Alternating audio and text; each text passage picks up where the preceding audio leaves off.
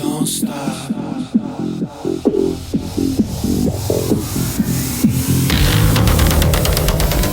Hi, thanks so much for joining me on the Everything and Anything in a Big A podcast. I'm Zach Randles-Friedman, and I've got a very unique guest today. Let me just tell you that, I love skincare. If you listen to this show or you know me, who I am, you know I love skincare. I talk to skincare people. I interview them. I have so much fucking skincare in my bathroom, products and serums and masks, and it just tens of thousands of dollars worth of crap. If it's just like, what do I do all this stuff? But I do it because I want to stay young.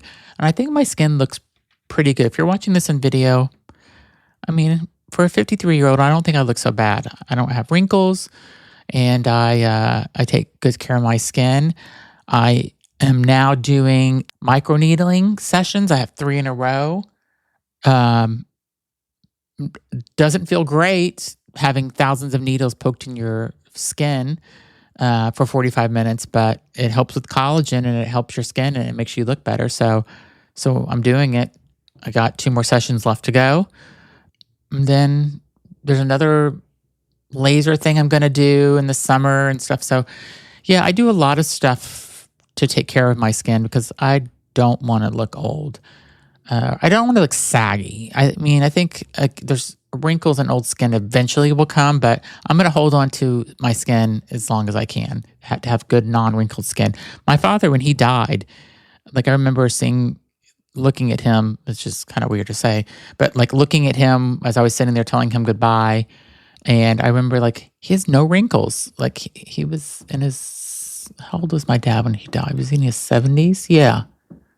So he had no wrinkles. So I really hope I have his DNA. And I'm in my 70s with no wrinkles one day. And my guest today is offering first of all, let me just say, I'll do Botox every 3 months. I do Botox because I don't want my forehead to move and I don't want wrinkles on my forehead. And that's preventative. Botox is preventative. I've done my lips, which means I've got filler put in my lips before. And that's all I've done. I've done lasers and I've done microneedling and just lots of skincare. But my guest today has a whole different type of enhancement that he has. And I didn't realize totally what it was until I interviewed him. And it's very interesting. It's nothing that I personally need, but I think there's a lot of people in my audience that may be into doing this. So he is an injector, meaning like he is a professional person. Like people that give you Botox or fillers and stuff, they're professional injectors. And so he is a penis filler injector.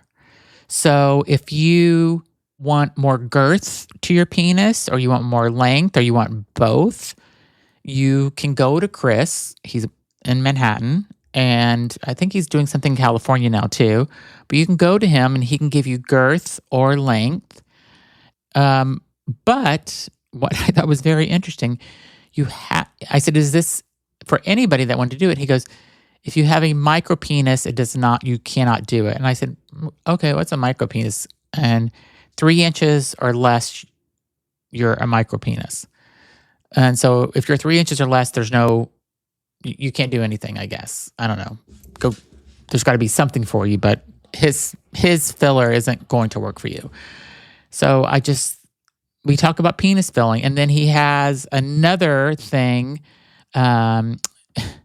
which is called HoleTox. So basically he'll explain it. Let him explain to you what HoleTox is, but he does penis filler and HoleTox, and HoleTox is for your ass. And he'll explain to you why you would need this if this is something you're into. And he will explain to you if you want a penis filler, why you should get it and the types of people that get it. And this is going to be a lesson learned podcast today, believe me, because I learned a lot. And I think there's some friends of mine that may reach out to him and schedule appointments with him. Yeah, so enjoy my conversation with Chris. the penis filler, HoleTox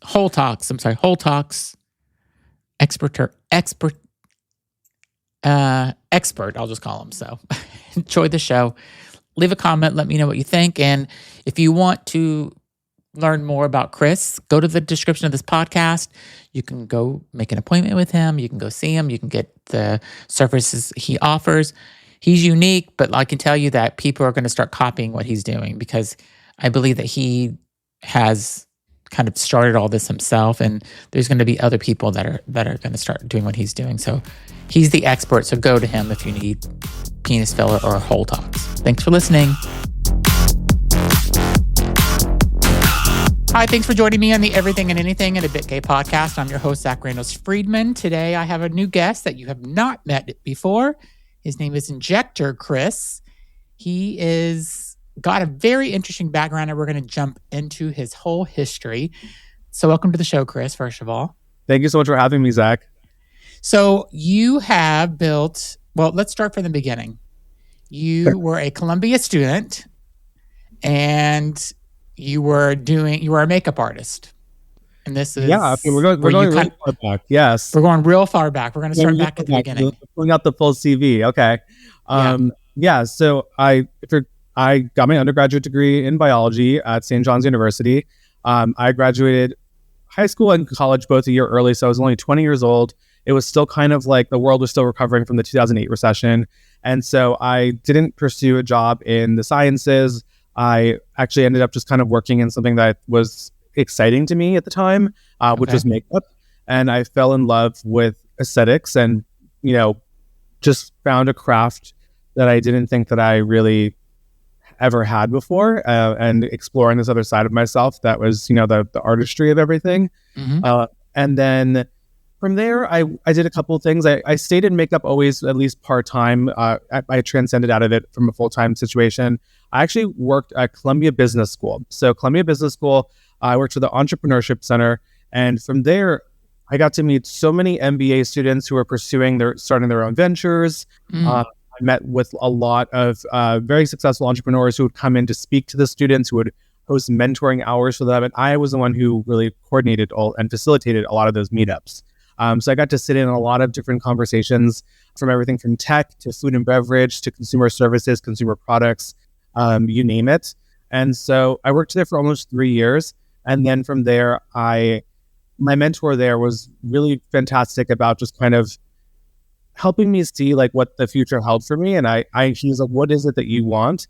And at that point, I already saw that aesthetic medicine was becoming more involved with nurses, NPs, PAs, physicians being more involved in that field. And I wanted to go back to school to become a nurse practitioner. And he encouraged me to pursue that. And so I did. And then I got into Columbia University. I went to nursing school there. I got my master's in nursing, and then I got my doctorate degree to become a nurse practitioner. I worked at different med spas and for different injectors along the way. I also worked for a proctologist, and that's actually where I learned how to do, anal Botox. Mm-hmm. I want to talk about all that. Yeah. And during my doctorate degree, I also got to do a fellowship with a sexual health urologist, and that was fantastic because I learned about all things like hormone replacement, ED, a lot of the sexual dysfunction stuff. And it was really cool because that kind of exposed me to a lot of men who kind of have already had done different things to their penises. And some of that was already like, filler and fat grafting and all these different things that men have already started doing well before I got into the field. And it inspired me because I was like, hey, none of these really look good. And I'm like, I could do a better job than this. And so a couple of years later, there was Girthfill that was born. And we'll be right back. Okay, and now back to the show. So you ruined my whole intro to who I wanted to slowly get into that. Before we get into the penis and anal Botox, I want to ask you, what do you do to your skin? Because your skin is really great. So what's your secret? I don't think there is a secret. I think that it's really just like the usual boring shit, just being on top of it. A daily sunblock. I use a light retinol at night. I can't really handle like tretinoin. I kind of prefer like a Dapoline or something lighter. Yeah, same. It just makes me too red. I'm always flaking. I never really quite adjust. Yes. So I prefer something over the counter. And then just, various moisturizers and a light salicylic acid to keep my breakouts at bay because they still break out. And then I do regular lasers as well. My most common one that I do is called like a V-beam or a vascular laser. It's because my skin's prone to a little bit of redness. So that kind of just helps to mitigate the redness. And then like once a year, I do kind of like a Fraxel or like the minimally ablative laser treatment as well. Okay, cool. Thank you for that. I love skincare, so that's why I'm asking. So you were doing makeup, you went to school, got your degree, and now we're going to pick up and we're going to go right into it that you are the king of penis filler. And that's what I've read is what you are. Is that a good description? Yeah, I'll take it. Someone even said, who was it? Was it not Jimmy Fallon? There's the other one that got us in there, Cohen. He was like a penisologist, and I was like, I'll take that too. So whatever comes out of the mouth first. Okay, so I want to know what. So you kind of answered the question a little bit about you were working with a doctor and stuff, and I guess you were seeing kind of men coming in with like issues with their penis, and so I've never heard of a penis filler until I heard of you. So tell me who is a candidate for a penis filler and why would they do it? So most men are candidates unless they have a micro penis, which is a penis that's smaller than 3 inches when it's erect. And that's the reason why they wouldn't be a candidate. Do you see that? No. Okay. Yeah, I think like 2 in my life. Yeah, like that's not very common. So in regards to size, most men are candidates. As long as someone's healthy, doesn't have any autoimmune disorders, major bleeding disorders, you get the gist of it. Just like generally like healthy person, then you are a candidate for it. In terms of who wants to do it, well, it's for men who want a thicker penis when they are both flaccid and erect.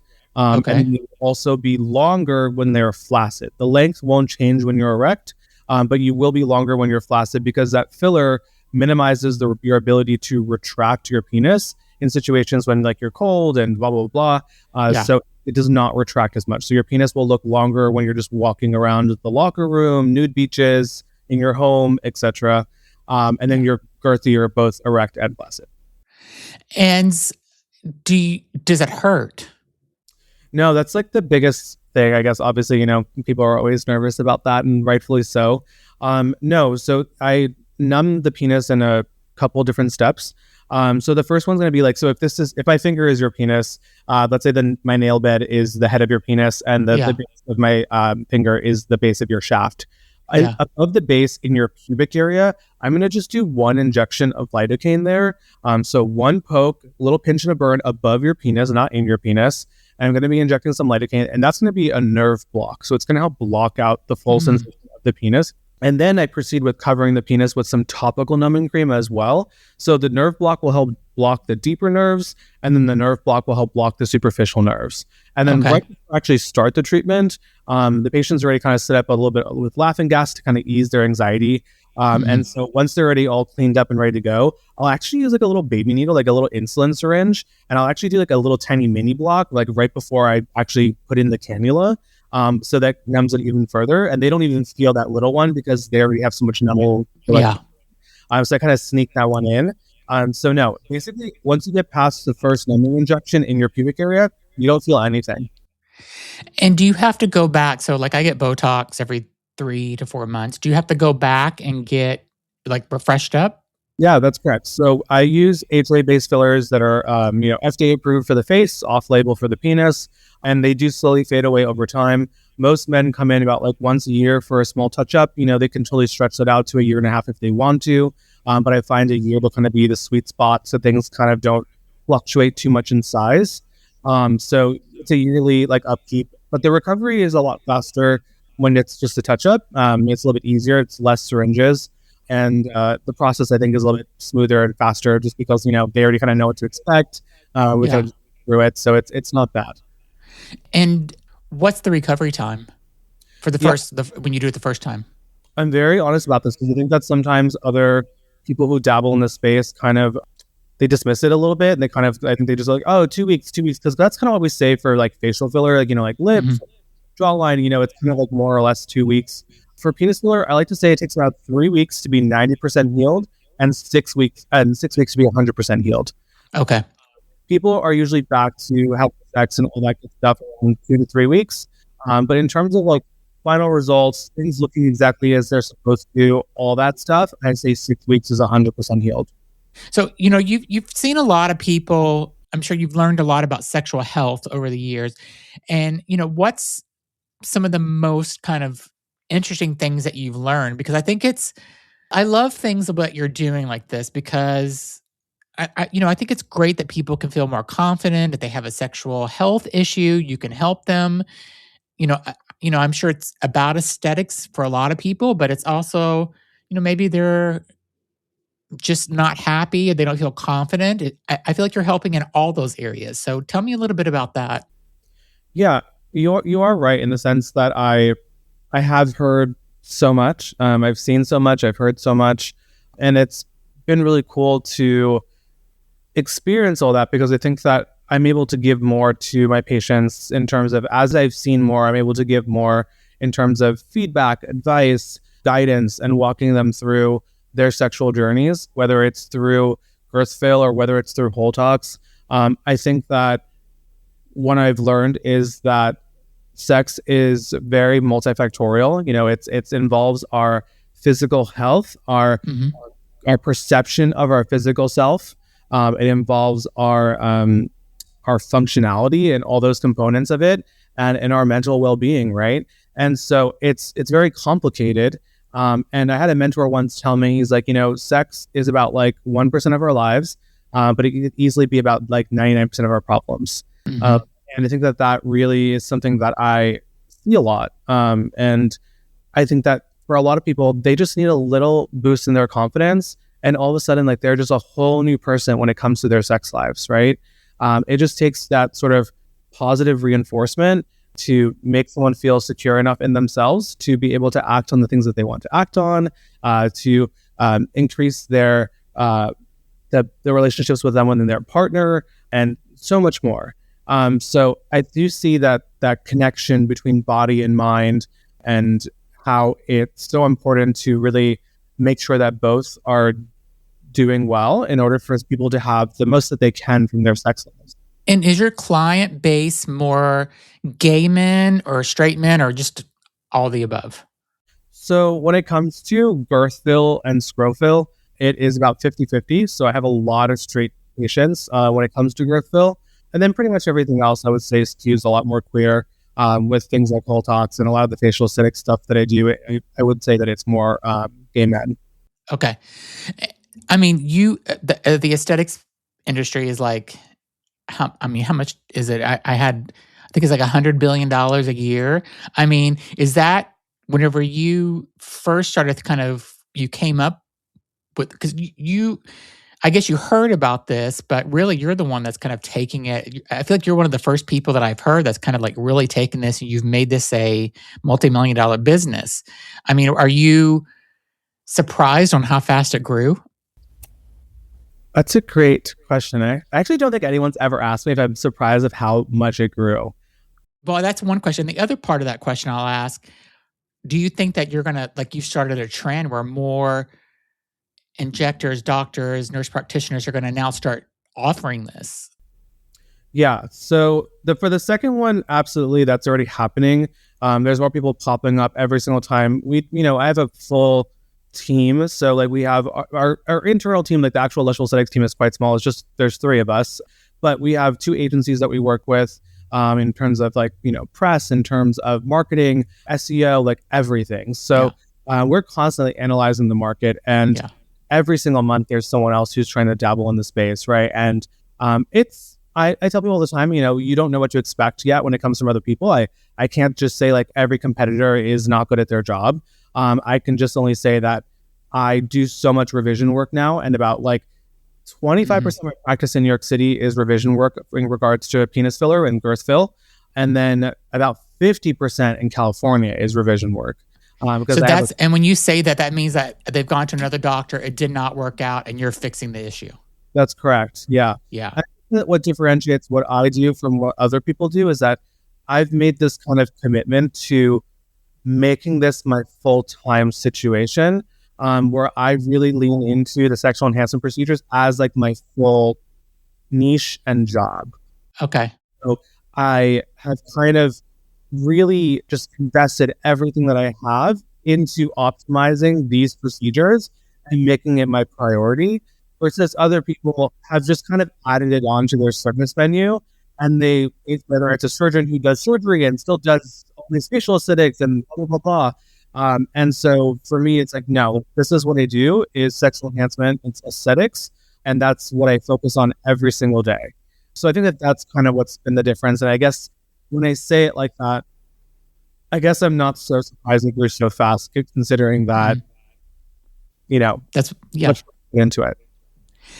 And some men, I think, especially in, I'm part of the LGBTQ plus community, they have, I don't know, masculinity problems and stuff. Does this kind of help some of those people that maybe are struggling with that, just to maybe feel more masculine or dominant or something in their kind of sexual journey? Yeah, I think like an example of that is like we did a really great collaboration with Aiden Ward. He's a writer and he's a relationship expert. And he actually took into my clinic and watched me perform like fill and screw fill on a patient. And the patient talked about this is the patient's second time doing it, so he was kind of just getting re-upped. And he was explaining to Aiden how this procedure kind of reinforced his confidence in being at the top. And before he kind of only felt like he felt comfortable bottoming. Meanwhile, the patient had an average size penis. Yeah. He kind of felt by becoming above average, he felt more empowered to be a top. And it's improved the quality of his sex life tremendously. Aiden has a podcast. Is that who you're talking about? He does have a podcast and he has a Substack too. Yeah. Yeah. So I interviewed him on my show. Oh, cool. He's great. I think I got him when he was on like episode 2 or 3. So, and he's like taken off. I'm so happy and proud of him for what he's doing. So, yeah. And he's so open about his relationship and stuff. And he's gotten like and Aiden, we're just giving you a plug. I'll plug you in the description of the podcast too, Aiden, and when you're hearing this, but Aiden is open and he sent me a message saying like, I'm getting like torn apart by people for talking about my open relationship. And I'm just like, it's just part of being online and being an influencer. Yeah, it's part of putting your stuff on social and being out there. I think that's something that we all experience a little bit of. Yeah. So what about you? How was your social? Like, do you get these crazy messages and DMs or even comments that you're like, what, these people have no life and what are they doing? Yeah. I mean, people leave comments all the time, different levels and variances of it. For the ones that don't sound completely outrageously and crazy, that gets more just kind of scrutinizing. I think that people will feel that in this line of work, promoting this kind of feels like predatory, or that you're pushing these procedures on someone. And I think that the way I see it is just, it's just options, right? Like there's options for everything out there. And so no one's making someone get HoleTox. No one's making someone get girth fill. But I think that if someone wants an option to help boost their confidence, then I think that's a really great thing that people didn't have before. I have so many men that come to me who are in their 50s, 60s, even 70s, and they have these procedures done. And they're like, wow, Chris, like if only this existed 30 years ago, I feel like I would have been so much more, just like, I guess, sexually happy, maybe like they would have been I think, like, more confident. Just kind of feel like they would have like taken life by the horns a bit more, versus kind of feeling like they were a little bit more subdued because of a lack of confidence. Yeah. And we'll be right back. Okay, and now back to the show. I have to say that I don't know why people would care if other people are doing this. It doesn't impact them at all. So who cares? Like, I always just feel like if nothing is hurting you, why would you care about what somebody else is doing, or if it's not hurting anyone? Them getting penis filler and stuff, it can't hurt anybody. It's making that person happy. So why would people are just so ridiculous. I just don't get it. So it's, hurt people, right? And so I think that, one of the comments people always leave on for HoleTox is that there's always someone who will say, oh, it's going to hurt sometimes, and it is what it is. You have to push through. We all had to do it. Like, that's what you have to do. And I'm just kind of like, that sounds so harsh, Yeah. and cruel, and I can tell someone probably hurt you, and you feel like that it's almost like validated the fact that you can impose this idea of someone having to have an uncomfortable sex relationship in order for them to sort of make it through. And I don't agree with that at all. I don't think that sex needs to be painful. It shouldn't be. Yeah. It's cool that we have options now for it. So let's talk about anal Botox. I have not heard of this until I heard of you either. So tell me what that is and why somebody would need that. Yeah. So HoleTox is our signature trademark procedure involving neuromodulators such as, Xeomin, Jeuveau, Botox, injected into both the internal sphincter and the external sphincter. Okay. Now, the internal sphincter is what we call smooth involuntary muscle. So the internal sphincter is not the one that you squeeze to hold in your farts and your poop. It's the one that people, sometimes when they are bottoming, they make it past the first sphincter, but then they're like, oh my God, it's burning, it's tight, it's comfortable. Like that's your internal sphincter. And it's very in line with your parasympathetic nervous system. So it's very responsive to stress, anxiety, and even excitement, because you have to remember that excitement is very much the same path as being nervous, and it can be the same way. And so we treat primarily that sphincter with neuromodulator to help relax it. And then I will also put a conservative amount on the external sphincter. So different dosing between both sphincters, and of course, cater to each individual based on their level of tightness. Now, the external sphincter is skeletal muscle. So that's the one we do have active control over. So this is where people kind of like troll in, like, oh, like if you're doing this, people are going to shit themselves. No, in the 6 years I've been doing this, I've never had a patient ever have incontinence. It's all catered down to dosing. What we do is more conservative work on the external sphincter to help just relax it a little bit, but still retain all functionality. You'll still be able to squeeze and hold farts and poops in, no issues. But this procedure, I see HoleTox as being essentially a preventative and functional medicine treatment. It's preventative because it may help reduce the incidences of fissures, hemorrhoids, anal spasms, so making people feel more comfortable and minimizing potential injury. From a functional standpoint, you're able to more effectively bottom. And then also, every now and then, I will actually get someone with this procedure who actually just has really severe tightness that causes constipation. So while most people are coming in for bottoming, it also has another component as well for people who are just overly tight, usually have overactive pelvic floors, causes that severe tightness. And a lot of people are walking around like this, especially in the world that we live in right now with things being so stressful.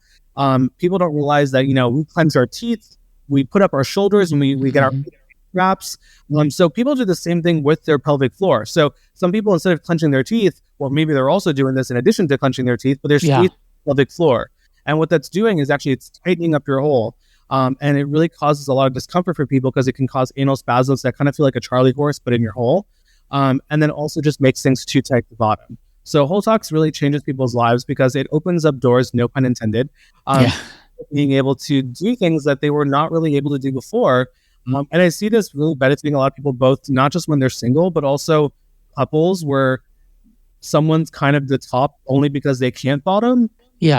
And so being able to kind of create more opportunity there for people to have a more robust, fulfilling sex life. Do you have guys that are coming in for the penis filler and like I got filler in my lips at one point. Then I'm like, oh, I'm not happy. I want more. And then I'm like, oh, I'm still not happy. I want more. And I just kept like going back. And the lady's like, you like, that's it. You can't come back anymore. Like I had to this was years ago.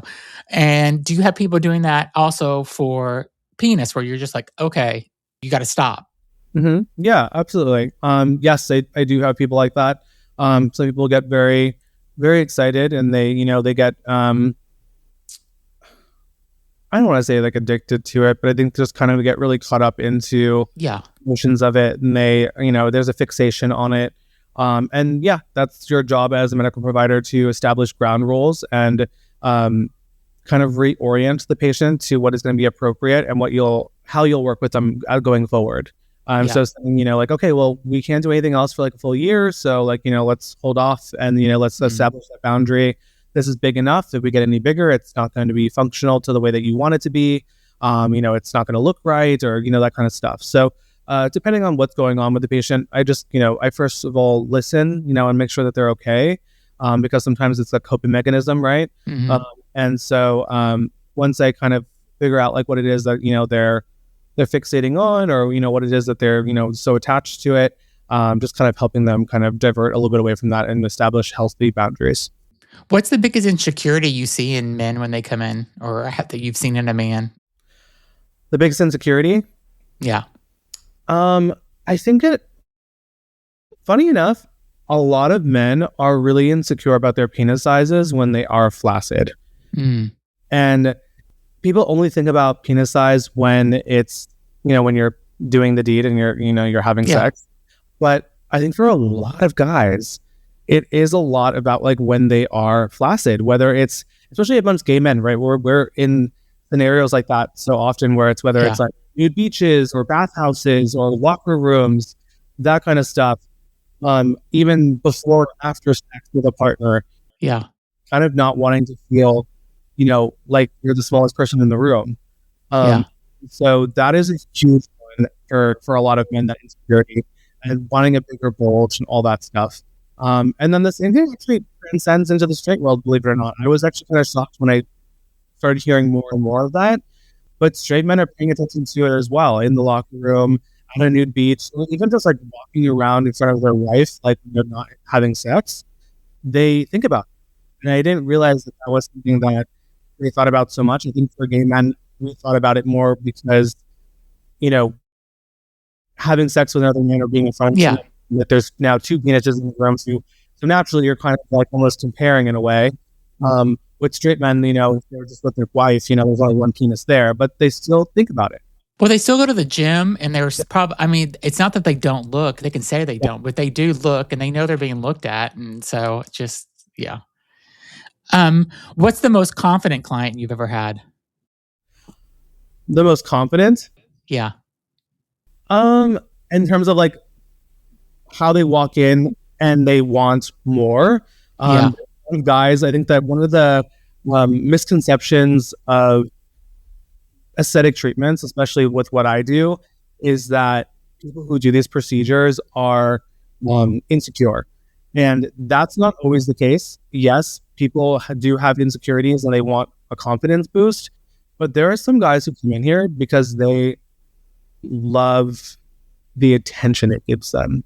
And I wouldn't necessarily mark them as being insecure. A lot of these guys who come in already are well above average, and they just want more because they're like, well, if other guys are enhancing it and I'm not, then I'm not going to be the one who stands out anymore. I gotta keep up with the Jones sort of mentality. A lot of those guys would be like, because I find that talking to so many people every single day, I think that people kind of fall into categories. And one category that I see a lot in my practice is guys who kind of work in like sales, real estate, like finance bros, like, tech bros. And it's like this competitive nature that's innate in that industry that transcends into their personal lives. And so they really love to go off and kind of be the biggest in the room. So that's something that I would kind of say falls into that category of what you're asking. Okay. Yeah, that makes sense. What's the one thing that you would want people to understand about confidence that has nothing to do with how they look? I think it's your relationship to yourself and the value that you bring into a room. But I think it's also like your relationship with others, right? And so how you're brought up in your family, with your friends, will really transcend a lot of how you interact with the world, how you receive what the world gives you. Because we all know that person where it's like you compliment them and they almost can't accept the compliment, right? Yeah. A lot of those things are how we're brought up, and the relationships that we have with our parents and our families and our close friends. I have friends of my own who I can see very much, despite the fact that they are very attractive, very intellectual, great conversationalists, but the fact that they were raised in a family that did not show love and affection, and I think they didn't do a good job at it. They're sort of incapable of establishing healthy relationships with people. So they sometimes meet so many amazing guys and guys who would be good partners for them, but they can't actually form that relationship because they don't even have the foundation of how to do that. Yeah. And so that's obviously someone else's job, right? That's a therapist, and that's that's the world of how we can sort of retrain and reprogram people's minds to accept love from others, accept love from themselves, and be able to bring that internal validation external. So it really is a multifactorial situation when it comes to our relationship with ourselves and others. Well, I think what you're doing is fantastic. You're helping people, you're making people feel more confident. You probably helped a lot of people from a psychological standpoint to feel better about themselves, which is amazing. So I applaud you for that. What is next for you? So you've got this amazing business. It's called Lushful. I will put all the information about Lushful. You're located in New York City off of Bryant Park. Is that correct? Yes. And then we also have a satellite location in San Diego for Lushful Settings. Awesome. And so I'll put that information in the description of this video or podcast. But what's next for you? You've tackled this brand new thing, I feel. And what do you want to do next? You've got to have some great ideas, or maybe you can't share them yet, but anything you can share? I do have some really great, nice ideas. My plan is to continue to grow the business and to increase the popularity of these procedures, making sure that they're well known. I think in the future, maybe in, past 5 years, I would start training other providers around the country as well to be able to have more, people who are experts in girth fill and HoleTox and screw fill. That's down the line. But then, just lots of fun different projects on how we're able to kind of get the word out. 5-year anniversary is coming up next year. So congratulations. That's amazing.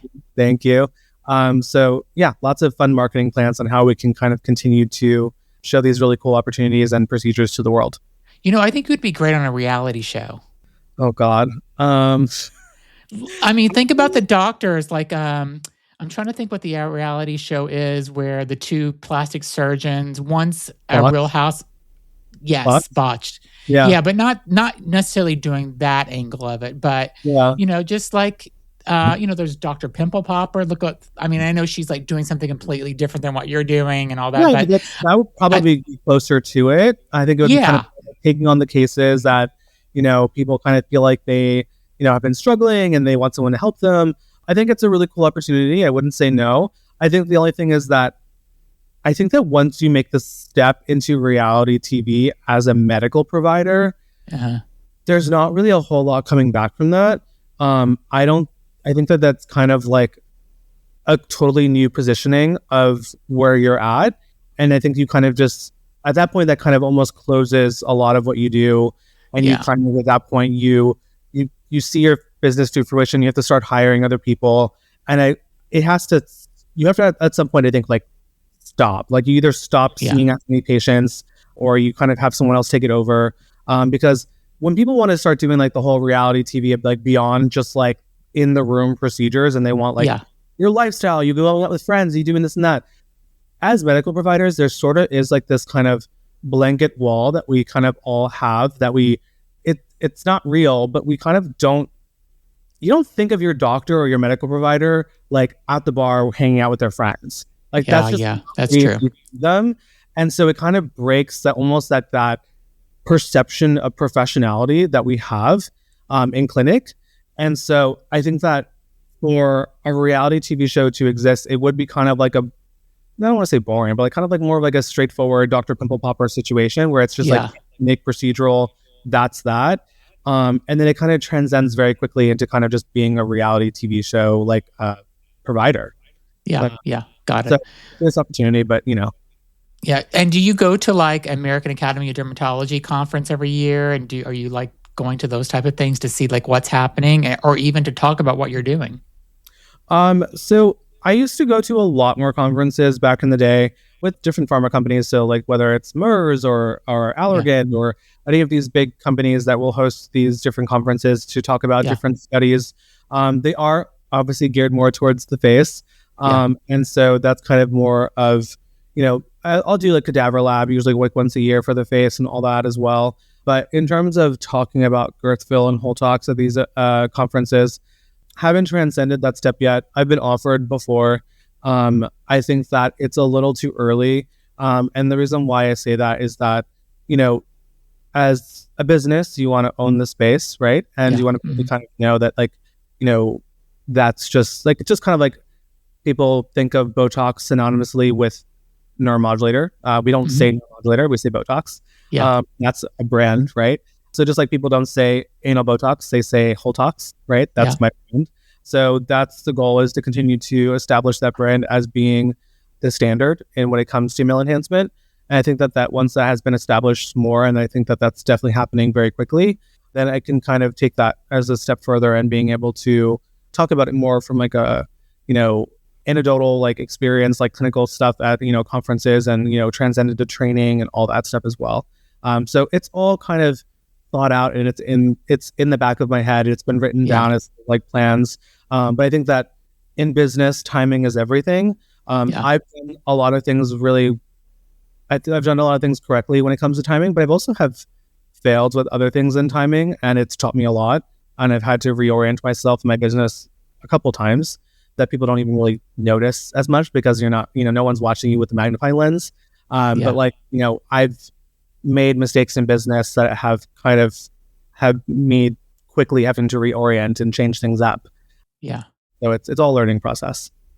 Well, I think HoleTox will be like how we think of, like you just said, think about getting Botox in your face, and everybody just, oh, I'm getting Botox, whether it's Botox or not because of the product.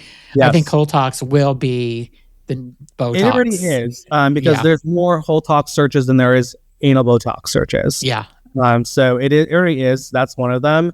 I think it's just about making sure girth fill and scroll fill become those things as well. And then kind of they all feed off of each other as kind of that foundation in sexual enhancement.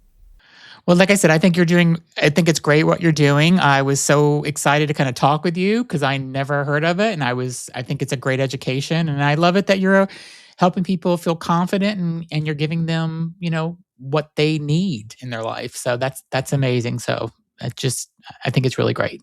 Thank you. Yeah, it's a special opportunity to be able to help people in a way that they kind of feel so stuck and not comfortable talking to anyone else about it. I have a lot of people who have told me on numerous occasions that, you know, a lot of things that they've expressed to me in confidence, they've never shared with anyone ever before. Oh, interesting. Including therapists, including friends.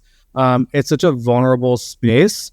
And I think that I don't take it for granted on, you know, being able to join someone on that very private journey of theirs. And I try to do it a lot and lead with education and grace and a little bit of humor to take the edge off too. Yeah. And I think that people really appreciate that, you know, having someone to just talk to them, you know, without feeling like it's a rushed process or like I'm not nervous by any of it. I don't flinch or feel off when someone tells me, you know, some of the things that they dabble with or whatever it is. I've had stories of people telling me that, you know, they've expressed some of these things to maybe someone who's done their penis filler the first time, and then they come to me for revision to get girth fill, and they're like, oh, you actually talked to me. It's so funny. You're like, the first person just was like in and out of the room. And the reality is that there are people who do these procedures that are still actually so uncomfortable by them, and it makes it the patients feel it. They know when you're uncomfortable by it. And for me, it's not a rushed process. So people tell me everything, and it's nice. It's nice to feel like you can help someone with things that they don't otherwise feel comfortable telling other people. Good. Yeah. I mean, a medical practitioner needs to make sure they have good bedside manner. It sounds like you have that. So that's amazing. Thank you. Well, thank you so much for being on my show. Lushful is the name of Chris's business. I will put links to his website, links to his Instagram, and a couple other links on there just about what HoleTox and all that is, so they can kind of go in and check it out. So thank you for being an amazing guest, and thanks for helping people, you know, create a better confidence in their life. Thank you so much for having me. And yes, for anyone who's listening, Lushful Aesthetics and Injector Chris, HoleTox, girth fill, scroll fill, check them out. I think you're going to get a lot of response from this episode. So thanks so much, everybody. And thanks for being on, Chris. Thank you for having me, Zach.